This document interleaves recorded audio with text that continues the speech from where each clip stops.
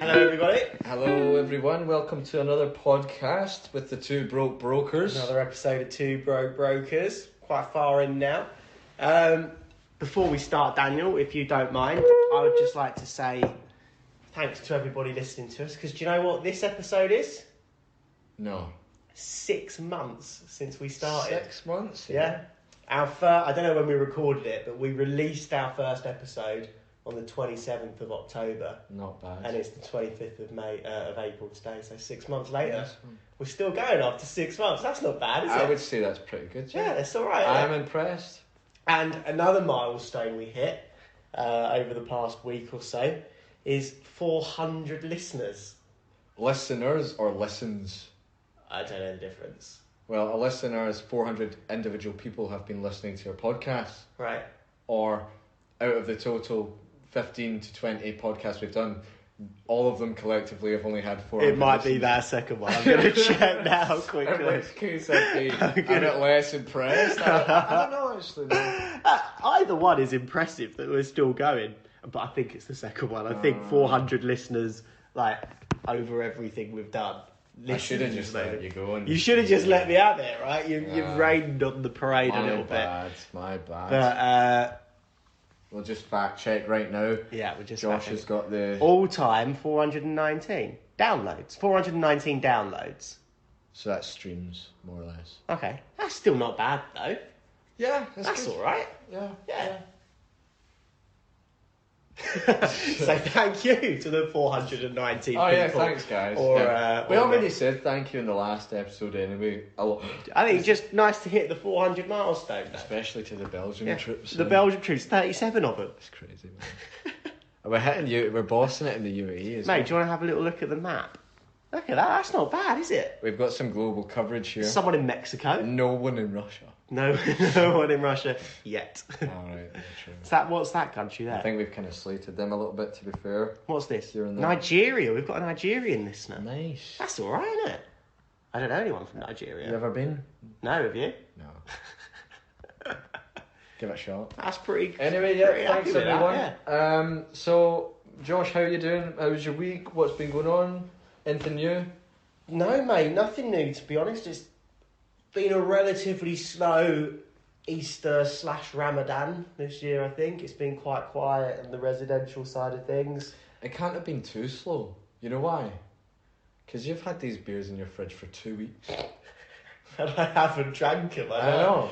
So it's madness, isn't it? That's pretty good, though. I'm impressed. I'm quite impressed as well. Well I think done. it's only Cheers. 1 week, isn't it? We did it last week. Oh, Yeah, we no, did. because they were from the week But before. I just thought, Yeah, I thought you were right, doing. yeah, I thought you were doing. You're right. Saying that, last week's episode, I haven't edited it yet. For the life of me, I can't remember what we talked about. I was quite drunk. You were. I vaguely remember you shouting at me over an impression of a genie. Oh, but that's about it, mate. I couldn't take it. So I think you gave the Between Two Brokers girls good slating. Oh yeah, I did do that, didn't I? Yeah. I instinctively was like, you know what, I'm going to listen to the podcast. Oh, yeah. So I listened to one of the most recent episodes. Of which one? Between Two Brokers or Two Broke Chicks? Between Two Brokers. Right, okay. The ones with lots of followers. A relatively professional one. No, Two Broke Chicks has them all. Oh, well, who gives a fuck about them? Yes, oh God. But I thought, like, they brought in some guy who did push notes. Oh, yeah, I did see this. Yeah. And I thought, like, what they were saying was quite informative. It got me thinking. Okay. Did you listen to the whole thing? Most of it. Was there a lot of just nonsense chat beforehand, or? Not really in this one, to be honest. This is the one with the pig? No, this is a different one. But the same podcast? The same people? Same people, yeah. Yeah. They did a good job, though. Okay. But it got me thinking about, in comparison to the real estate life elsewhere, and they were talking about this inspection list. Yeah, I know, I see your face and I'm thinking, he doesn't know what the fuck I'm talking about here. Inspection But list. if you manage properties, property management teams usually do inspection lists anyway. Yeah. That's true out here. Yeah, and they do tend to sort of repair things here and there. Yeah. However, if you're buying a property, you negotiate an offer. From what I understand in the US, they negotiate an offer. Okay, I want to buy it from this price, and then while the deal hasn't closed yet, they send in an inspector who picks up on like every snag under the sun, and then they said that they brought in this guy from a company who comes in after the inspector, and then gives you a quote on the main things you should repair. In order to sell your unit or something. Yeah. So well, it's got a name, but it's completely escaped. Yeah, but there's something you do that possibly mandatory and other things. And I'm just surveyor. You get a surveyor round. Yeah, the word, but this is the thing, right? That's the inspector is the surveyor. But this he's got a handful of contractors himself. His company is he gets sole tradesmen with different skill sets and. Utilises a business model where he's a one-stop shop for agencies and their clients. Right. Because at the end of the day, the landlord or the owner of the property needs to get that repaired before it's sold or something. Yeah. So it's about that. But over here, how quick is it? I mean, if someone buys a property, they walk through the doors, they don't even look at the cracks. Exactly. They just look at, I don't like them tiles, but I can deal with that. Yeah. Or the actual structural integrity doesn't really. Why is it like that? Play a fact. It's got to be a couple of things. One is the majority of. Oh, go on. When it comes to secondary sales, yeah, I would say that it's more or less non-existent. Yeah. But when it comes to said maybe off-plan sales and perhaps if you're buying straight from the developer, where the primary market, if you go and see a villa that's newly built amongst a new community, everything is brand new, and you go in and you just see a bunch of shit going wrong, then you're going to bring that up. No, this is not what this is not what I'm buying. I want this villa, but you're going to have to fix it. Then they do that, but we're talking about independent over here, secondary market, and it just doesn't seem to be like that over here. Yeah, it doesn't. It is quite strange. So obviously, the majority of properties out here, villas, are max 30 years old, 40 or 50 at a over push. here. Yeah. Oh right, yeah. I suppose if you go to the the main communities, the most mature areas. Yeah, exactly. Yeah. Properties tend to be less than, let's say, 30 years old, right? Maybe even 20, to be fair. If you look at Ranches 1, that's early 2000s, and that's quite an old development.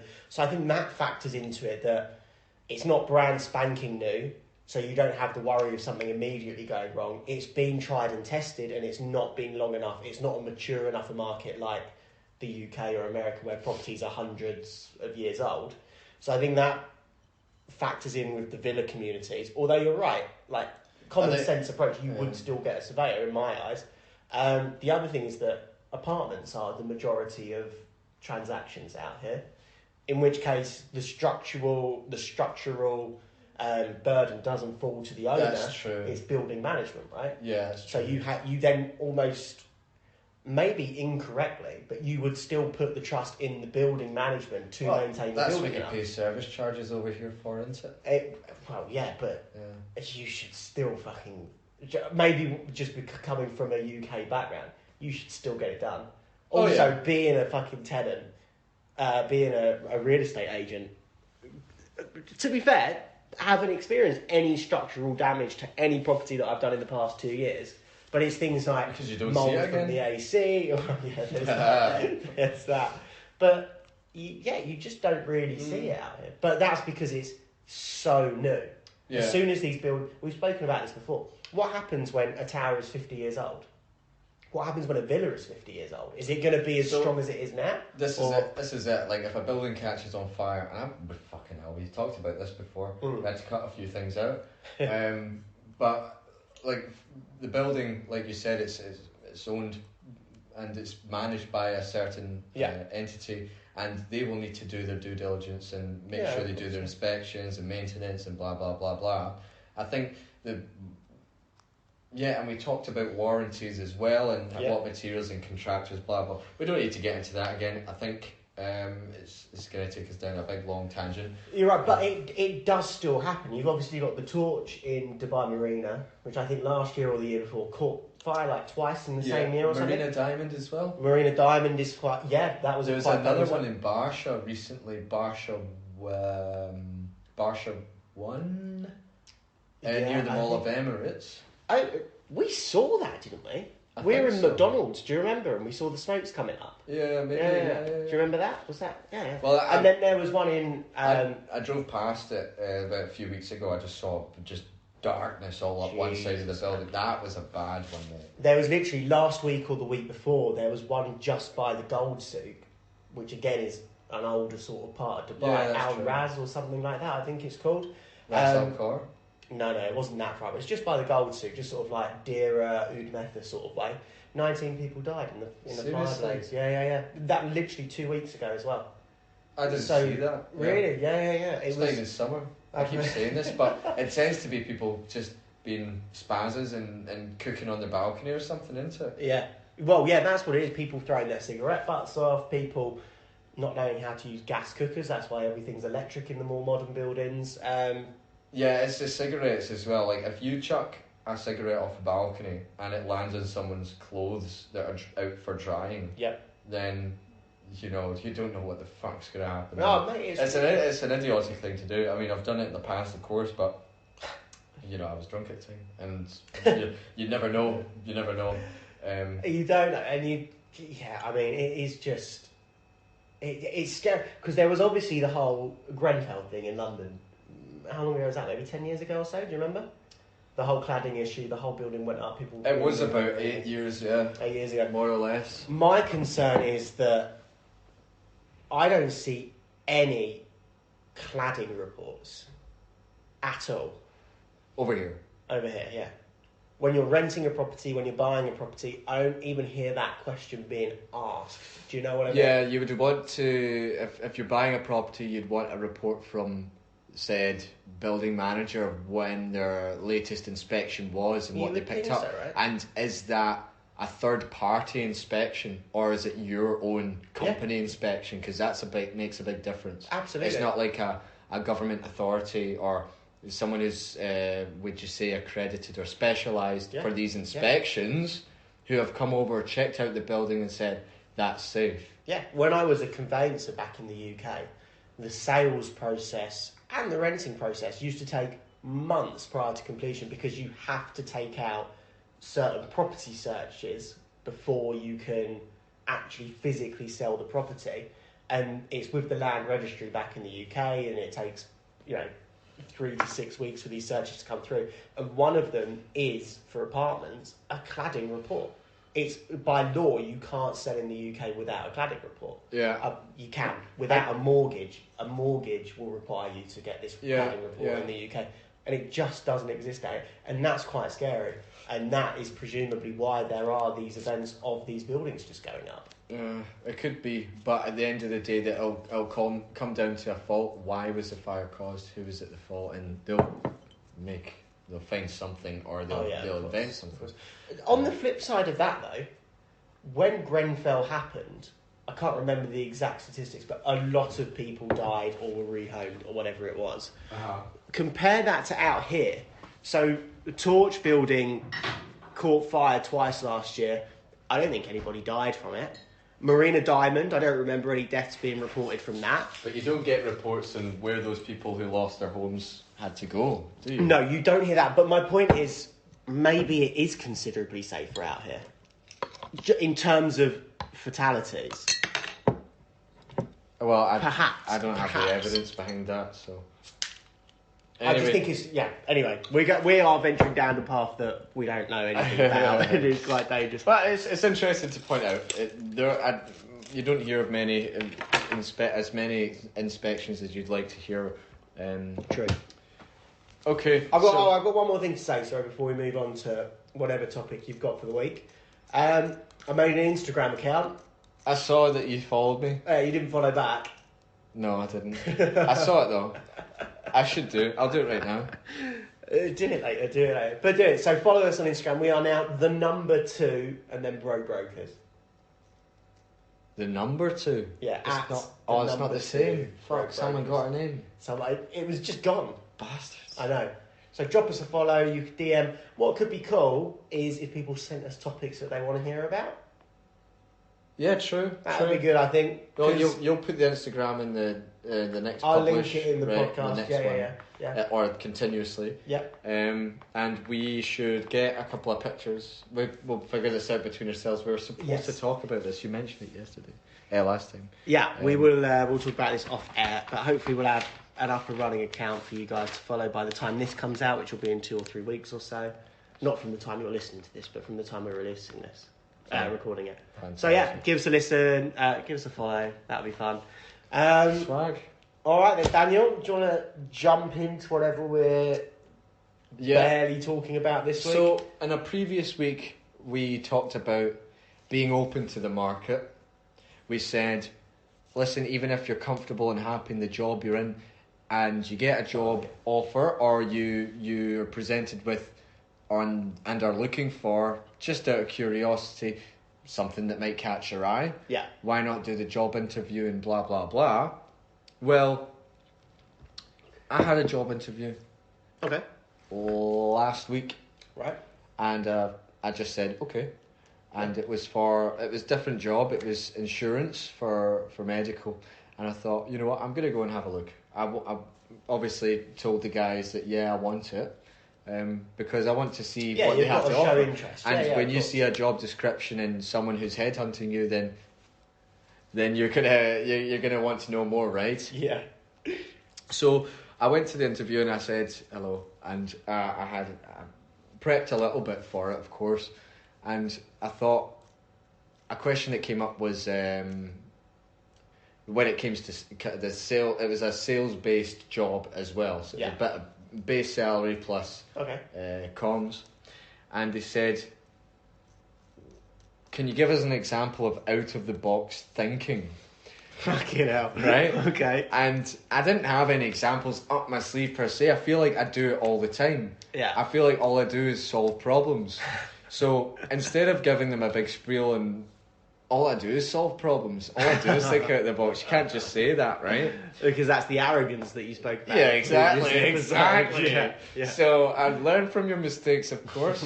That's why job interviews are important, though, right? I'm justifying it here. You need the job interview experience, even if you don't want the job. Yeah, just go and fucking do it, huge, because right, I've reached the 1 or 2 stages, but I haven't sat in the panel with 3 people who are head of the company that many times.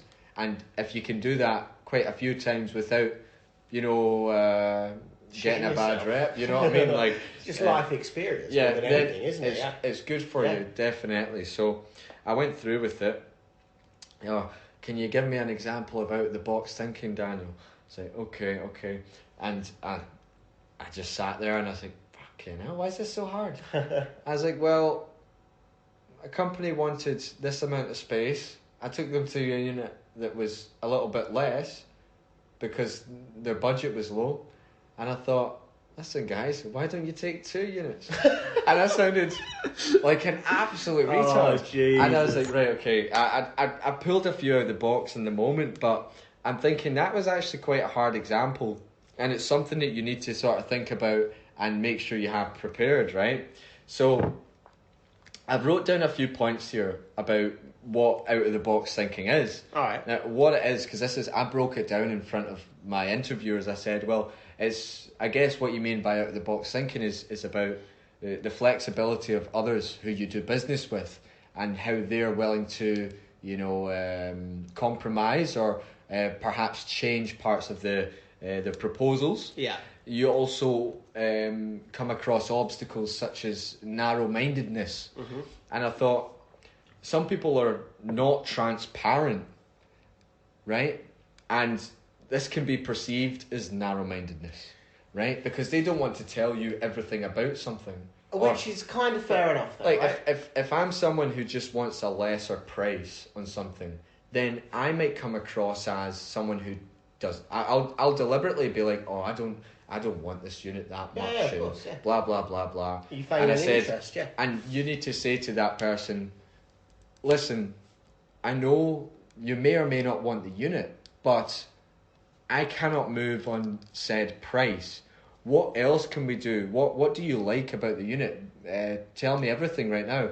And you need to break them out of this position that they're trying to make themselves perceived in. They need to be transparent for you to help them. Yeah, no, you are right. You are. I've come across problems with people who are genuinely stubborn. I would say stubborn, but it was based on this point right here. Right. I had a guy who came in to see an office, and the first time he saw it, all he did was slag off the building. Now, I was a bit like, okay, well, I've got pride in this building because I like it. I believe it's sellable. I believe I can do business here. So I kept asking into these questions, and I gave him my offer sheet, which he just broke down and said, I'm not paying that, I'm not paying that, I'm not paying that. I would maybe do this. And I said, listen, everything that you're saying right now here, it's not reflecting what I had over with your agent over the phone. Yeah. Everything you're telling me right now is actually quite contradictory to what I've heard so far. Right. So can you tell me why this, why that? And we broke it, and it was ridiculous, right? Anyway, weeks later, when I submitted his offer, didn't hear back from the landlord about it really, they just said, Dan, let's face it, leave them. And I said, okay, fair enough. Not blaming you. I didn't fight for it at all. Yeah, because why would you? They came back a month later, and they're telling me, the agent's telling me, listen, he does really want it. I was like, well, he's not really proving it. Will he accept this, and this? Will he accept this? Like this deposit of 15%? Will he accept the rental price of this with one check? Because I can't do any better than that because of the reasons I've told you. And the reasons I've told him were that there's so many service charges that are owed to this building manager that the courts have said you cannot tenant that unit until they're paid off. Yeah. Therefore, one check covers those service charges. Allowing we need the it. tenant to move. Allowing the tenancy. Yeah. And I said, that's the only way we can do this, right? And he says, we need another viewing. So I bring the guy with the keys from Abu Dhabi to Dubai, an hour's drive, over, and we're sitting in this office, and I give him the new offer sheet with a few changes with regards to a grace period. I gave him an extra free month. I could do that, but as long as he pays the cash up front, his contract is extended by those extra 2 months. Yeah. And, it means it's 2 months free in the future, right? Yeah, which is flexibility and out-of-the-box thinking, technically, yeah. Technically, yeah. And he goes, I'm still not paying that 15%. Mm-hmm. And I said to him, and he goes, and the rent's too high. And I just went, listen, everything that you're saying right now is what I've sent to this agent here, who did send it to you. No, he didn't. I said, yes, he did. He said, no, he didn't. Look. I said, he didn't even show me his phone. I said, why are we here? I said, why are we here?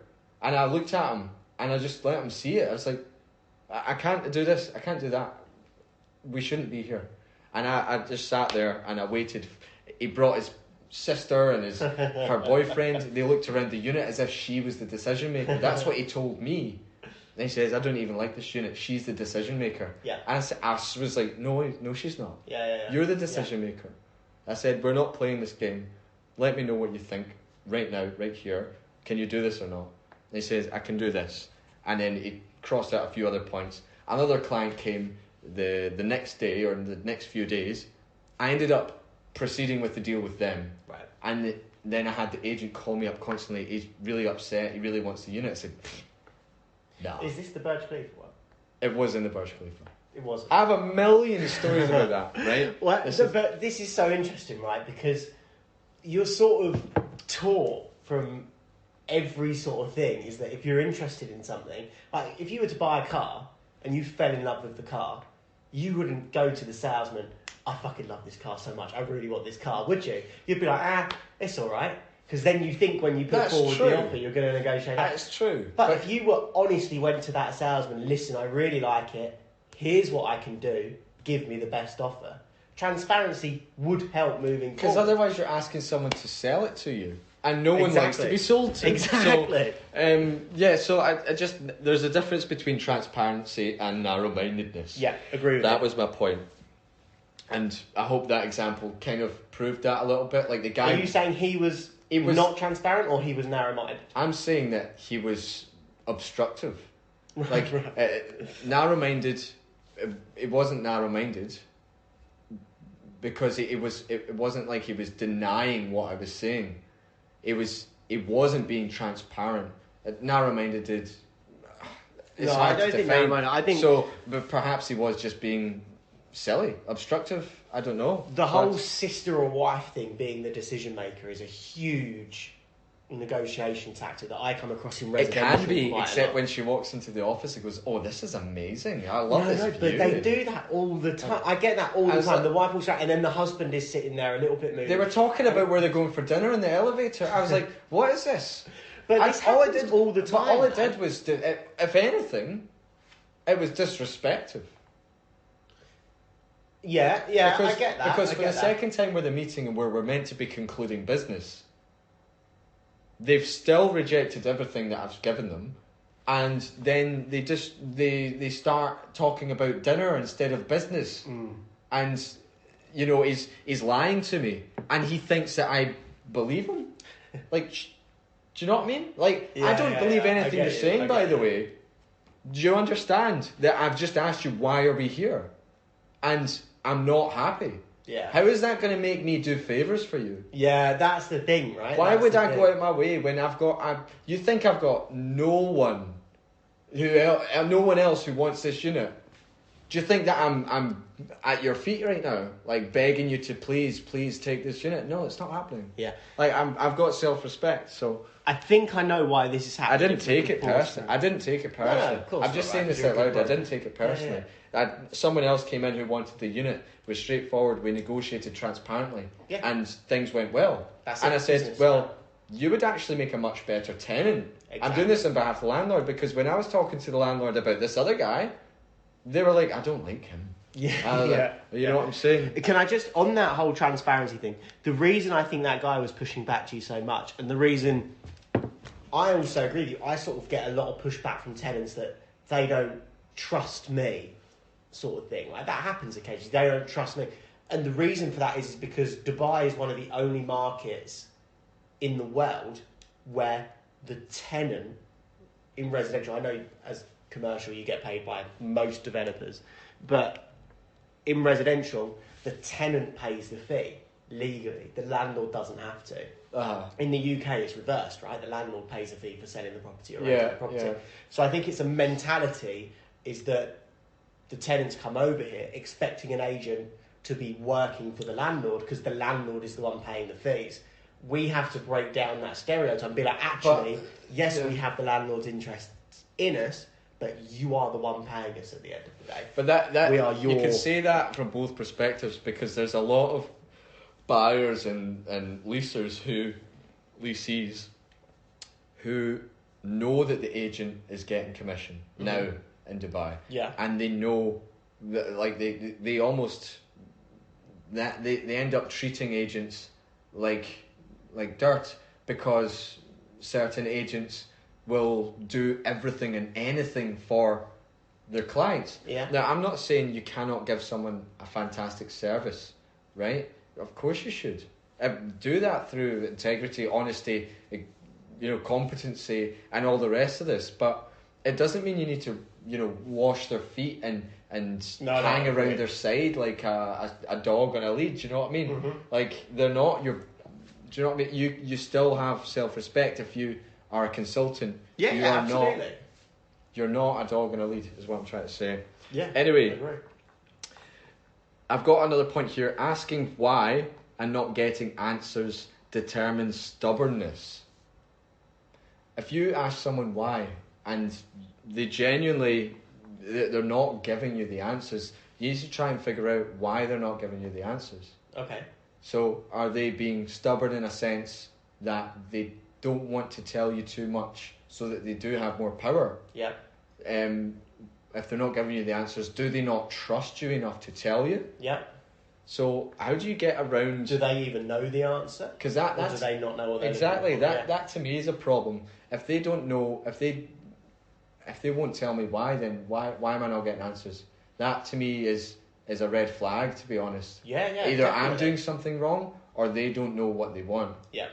So if I'd prefer it was maybe me doing something wrong and I should ask a different question, because then I can fix it. Do you know what I'm saying? And you can judge the seriousness of the client. Yeah. So I think this is out of the box thinking, because I'm jumping into scenarios where you're presented with a situation where you're trying to think, how do I get around this obstacle? Okay, got you. Do you know what I'm saying? So how do you deal with a client that is not answering your questions? Yeah. Go on then. So you ask why.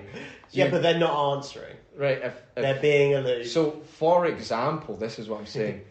What did you not like about the unit? Oh, it was okay. Right, okay. So that's not an answer. Then I would say, right, so when we were on the phone previously and we were talking about what your requirements were, you said this, and this, and this. You know, the size is this, it's near a metro, it's above the 10th floor, it's not shell and core, it's a fitted unit. You didn't want furniture. It's ticking all these boxes. You saw the photos. It's in Business Bay. It's the area that you wanted, and it's within your budget. Yeah. What don't you like about it? So I'll recap. When I come across those obstacles, they're not giving me the answer. You're ticking off all of those boxes. I'll say, but I've ticked these boxes. Yeah. And then I'll tell them. Then I say, so what was wrong about this? And when they break that down, they're like, right, okay, I need to say something. And they might say, it was the elevators. It's not comfortable enough. It was too busy. Do you know what I mean? Yeah. And then I'd say, and the price doesn't match the building quality. I was like, well, let's talk about the market then. You've mentioned building quality and the price. Let's talk about the market, and I'll recap on the market. Yeah. So that's kind of how you get around those. Yeah. I think. Make them answer their own questions. Yeah. You look for the yes, but they are perceived as no's. Right, I don't know what the fuck that means. What can you do at this point? Oh, I don't know. Make sure you have understood their needs once more. Recap. So I've covered that. Yeah, that's the ticking off the boxes, yeah. Receiving excuses. Get something set in stone. Time frames. Holy shit. Right, if you're thinking outside the box here, right? This isn't even outside the box. If you're receiving excuses about why they can't proceed with something, and you recognise it as an excuse, now your buyer or your leaser does not seem as motivated as they once were. Yeah. And you're thinking, right, what happened here? Seeing that original talk, you should have got from them, before you did a viewing, a time frame. Yeah. When you get a time frame in the initial conversation, you can say, right, when do you need this office by, or apartment? I need it by the 25th of July. Why? Yeah. Oh, no reason. Okay. So where are you living now? Like, why do you need it? Why do you need to rent? Do you know what I'm saying? I need it because my lease is running out. I need a place really bad. Okay. So when you get to the point where you're saying, right, so what's wrong with it? And they say, like, nothing. Then you know that it's something actually wrong with their apartment. It's like their motivation should be there. Yeah, it's more of a preference than it is a technicality. Yeah. So you can use that to break things down, and it really helps when you need to put the pressure on someone and you say, listen mate, I've shown you 5 properties and you need a property by the 25th of July. Yeah. It's the 20th of July now. We need to finalise this. I've given you 5 options. I don't want to put any pressure on you. Yeah, you're right. Nothing in life is perfect as we all want it to be. Like, yeah. I don't know. No, it's simple. The whole sort of time frame thing as well is, even when you do a viewing, you don't want to leave it open-ended. Let's say they've even got a month until they need to move. If they have that timeline, you then need to put a shorter timeline on it. So I always say, okay, so what do you need to make the decision? They will then tell me, I need to speak with the wife, or I need to check my accounts, or something like that. Okay, how long do you think that will take you? Oh, let me talk to her this evening. All right, so by end of business tomorrow, can you give me an answer, please? Because I've got to let the landlord know, or I've got to do this, or I've got to do that. As soon as you put that deadline in place, you know they're either going to commit to it, or if they don't stick to that timeline, they're not that interested in it. You are that call to arms, that sort of that action point. Yeah, just makes them think about it more as well. So yeah, I think that works both ways. They put their own deadlines on things, and then you can sort of not manipulate, that's a whole awful word, I don't like using it, but you can sort of then put your own timelines in place as well to stay in control of the situation. And if you get a time frame from them as well, right, and it turns out their wife is also a decision maker, and you call them up and they say, I need it by the 25th, and I say, well, it's the 15th, and we can do a viewing tomorrow, and he goes, okay, and says, you better bring your wife along. Do you know what I mean? Yeah, you better bring the decision maker. Are you making the decision? Is anyone making the decision with you? And he might go, or she might go, yes, my husband or wife. Yeah, exactly. Says, well, you better bring them along because we might not be able to do a viewing for within 2 weeks. That's always a good within time. 2 weeks, one, the property might be rented. Yeah. 2, we'll want to make sure that the landlord gets it cleaned and everything is hunky-dory for you. Nice. 3, there's a problem with the cooker, it needs fixed. And landlord probably won't action that until once he gets a bit of money in, so or ensures he's got some checks in. So I recommend bring her along and let's make a decision. Yeah, we'll make a decision there and then. Yeah. So I've done that a few times where they're like, I want to bring my boss, CEO. No, sorry, are you bringing your boss? No. I would say that exact same thing. Yeah. It's like, well, we're moving from downtown with higher end properties to prices that are more affordable. These places turn over a lot quicker, so you should probably bring your CEO. I've scheduled viewings and I'll schedule them very neatly so that we've always got time to go from one to the next and things are smooth. I'll make sure they're smooth, and I'll tell the client that I will make sure it's smooth for your boss. Like, don't worry about it. And then I can get a decision there and there. And I'll get the fucking number of the CEO and I can talk to the decision maker when I need to. Yeah. Do you know what I mean? Yeah. Because that can help push things along. Yeah. So that's thinking outside the box as well. I would say, like, it's small ways to make sure business happens, or you don't waste any more time. Yeah, you're right. Yeah. I like that. Don't make promises and do more work if you feel they're not serious. Yeah, because if you're at the end of a viewing and you're asking for business and it's just not happening, like they're just, you recognise that they're demotivated, they're not really feeling anything. In fact, they've got options that you can't control and they're working with many agents. Yeah. Then don't say to them, yeah, okay, well, as soon as I get back to office, I'll send you more options.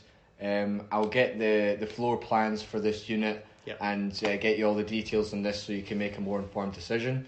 Yeah, it sounds good, but are you wasting your time? Because by the sounds of it, yeah, you exactly. Are. You know what I'm saying? You've got to know when a deal. You got to work smart, not hard, right? It's like this unit's a no.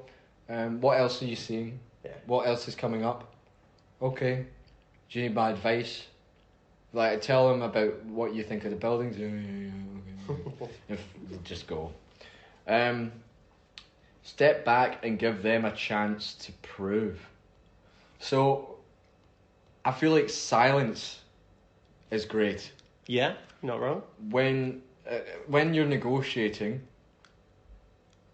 if you are silent, then usually the first person who speaks is the loser, right? Yeah. But sometimes when you're sitting there with someone who's not moving forward with business and for reasons that you can't justify, and you ask them a question and they're just like, no, I don't like that because of da-da-da, and their answer is pathetic, they're making an excuse, just pause. Yeah, that's like sales 101, isn't it? Don't be the first one to speak. And sometimes when, if for example, the guy I was mentioned earlier on, when we were on the couch and I gave him the offer form and he said, I'm not paying that. I said, why are we here? And I didn't say anything. Yeah. I let him tell me, and you know what he did? Oh, why are we here? I don't know anymore. And I didn't say anything. Sake. I was just like, I was just like, okay. I'll let your people walk around and eventually we did end up scoring off a few things and getting somewhere, but nah. No, you're right. I agree with you, and I think that comes with experience as well, right? It does. When you're brand new, you sort of you scurry around and you think every lead is going to be your first deal or your first thing that makes you some money, so you put all your attention in it. So I sort of like that we sort of started talking about this as thinking outside the box, but the points that we've sort of hit throughout this is actually sort of what makes you a good, experienced broker. Learning to walk away from things, learning where to focus your energies, learning on how to treat your clients properly as well. This is all things that come with experience, and at the end of the day is what separates a good broker from not necessarily a bad broker, but an inexperienced broker. Yeah, and seeing obstacles is a way of, like, a problem is something that can be fixed. Yeah. Thinking around obstacles, what is the problem, so that you can fix it. Yeah. And, that can make you a sale a lot of the times. But yeah, definitely. I think thinking outside the box, it's like the psychology of sales, so to speak. Yeah, exactly. So I wanted to cover that because it was something I didn't elaborate on enough in my interview. Obviously, I can't talk to them about that for 25 minutes, but I think there's a few key points in there that you could definitely break down and use as an example. Yeah, definitely. So I've got down here thinking outside the box, and I've written down a couple of companies that do think outside the box, or did, and that's why they were successful. Go on then. Airbnb. Do you know the story about Airbnb? No. I think it was brought in. The concept was brought in at the time of recession, and people were like, "What am I going to do with this? The properties?" And instead of going to said real estate agencies or anything else, they'd say, "Right, I can rent out a room, I can rent out a house, I can rent out whatever. There you go. You can live in this place for a weekend." It's like a side hustle for people with property or an extra space. Yeah, passive income. Yeah, and people saved and made money from that. So that came in at a good time before the concept was there, and they really thrived off of that. The Apple iPhone was like one of the first touchscreen phones there were. Fully touchscreen phones. Okay. I think that's more innovation and thinking outside the box. Yeah, but it makes sense. Yeah, I get it. Tesla, being that they were pioneering electric cars. Yeah. They were attractive. They were made for people with money, that like a luxurious item as opposed to something that is only sustainable. Yeah. Or, sorry, would I say economical? Yeah, turning a necessity into something that's attractive. Yeah, it's like buying I'm not going to say it. A Mitsubishi Ultrage, right? You could buy that car, or you could buy something with more efficiency that actually has that you're. Fuck off! I don't know. Our brains we'll breeze over that one. Netflix is just a streaming website, but it's it was for movies. The first streaming website. And it used to be a video store. Exactly. They then looked into streaming movies legally. Yeah. And then now they're actually funding movies and making movies. So,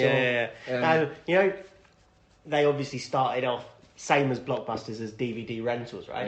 Yeah. They only stopped doing DVD rentals literally last week or the week before. You could still rent a DVD from Netflix up until like a week ago. Really? Yeah, how insane is that? I didn't know that. Yeah, it's quite cool. They literally stopped it about a week or so ago. Yeah. Okay. So yeah, Airbnb was co-living. What about there's modular construction? That was like, what would you say, storage containers that were then reused and turned into a living accommodation. And you'll find that the majority of student housing in the UK nowadays is actually modular construction. Okay. Just based off of a repeat model, just a big cereal box with a bunch of storage containers that have been upgraded, insulated, and turned into studio apartments. Yeah. Which brings me on to the next one. Studio apartments. Right? Okay. We live in studios. They're convenient for bachelors. Yeah. It never really used to be a thing, did it? I don't know. Apparently, I googled that one. Right. Crowdfunding and then virtual reality. Virtual reality. You've got Google search written here, right? Go on then. Well, the internet is the internet, right? Yeah. But what the fuck is the internet?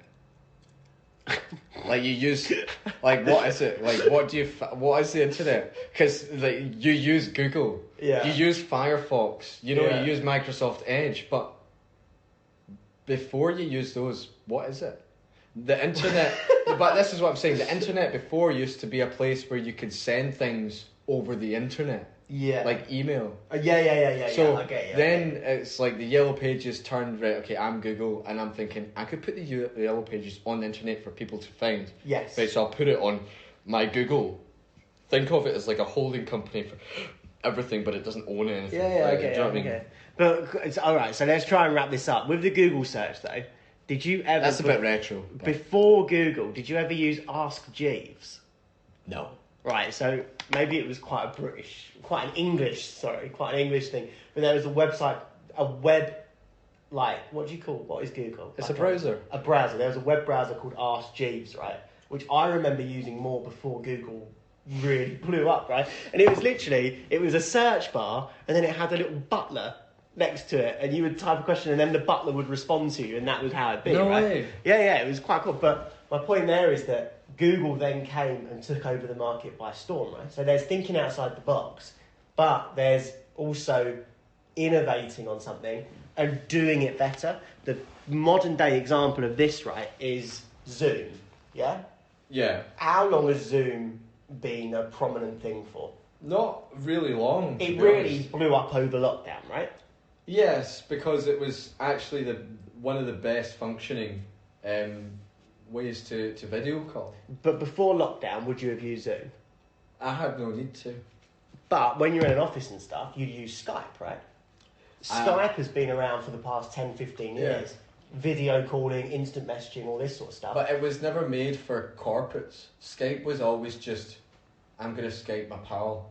Exactly. Or whatever. But then Zoom came along, realised there was a necessity. So there's thinking outside the box, adapting to the situation that you're in.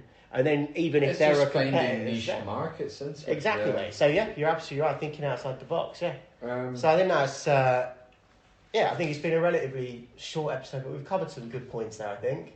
Yeah. We weren't massively prepared for this episode, so if we've been waffling a little bit, we apologise. I'm not apologising. I'm not sorry for anything. Fair enough. But hopefully we've covered some material that is quite helpful. I think we've been a bit more constructive this time. Yes. What were we saying? Were we saying goodbye now? That's it, I think we're wrapping up, right? That's all, folks. Okay, fantastic. Yep, thanks for listening again. Appreciate that, and we'll be back with you next week for another podcast. Yeah, if you have anything you'd specifically like us to talk about, write in, hit us up on email to brokebrokers2, TWO@gmail.com, or hit us on the new Instagram, 2 brokebrokers. And we'll see you next time. It doesn't matter how random it is. Yeah, exactly. Just give us a point of conversation, we'll fucking talk about it. Yeah, exactly. Alright, guys, alright. Nice one, guys. Bye for now. Adios, amigos.